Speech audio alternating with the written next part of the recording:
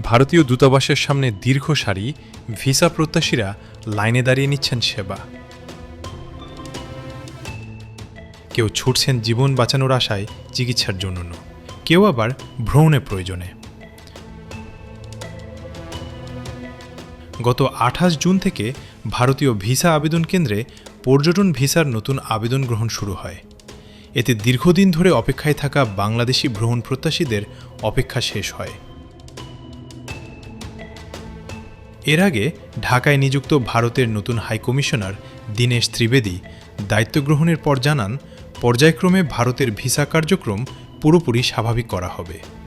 পাশাপাশি মানবিক দিক বিবেচনায় চিকিৎসা প্রত্যাশীদের বিষয়েও প্রয়োজনীয় ব্যবস্থার কথা বলেন তিনি।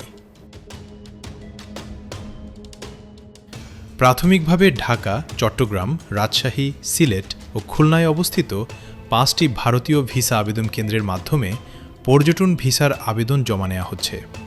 পরবর্তীতে সময়ে অন্যান্য শহরের ভিসা কেন্দ্রগুলোতেও এই সেবা চালু করা হবে বলে জানান ভারতীয় হাইকমিশনার। 2024 সালের 5 আগস্ট বাংলাদেশের রাজনৈতিক পট পরিবর্তনের পর নিরাপত্তাজনিত কারণ দেখিয়ে বাংলাদেশি নাগরিকদের জন্য প্রায় সব ধরনের নিয়মিত ভিসা ইস্যু স্থগিত করে ভারত। একই সঙ্গে সাময়িকভাবে বন্ধ হয়ে যায় দেশজুড়ে ভারতীয় ভিসা আবেদন কেন্দ্রগুলোর স্বাভাবিক কার্যক্রম।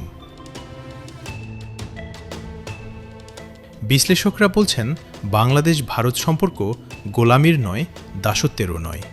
এটি দুদেশের জন্যই প্রয়োজন। পারস্পরিক স্বার্থ ও মানুষের জীবনযাত্রার বাস্তবতার ওপর দাঁড়িয়ে থাকা এক সম্পর্ক।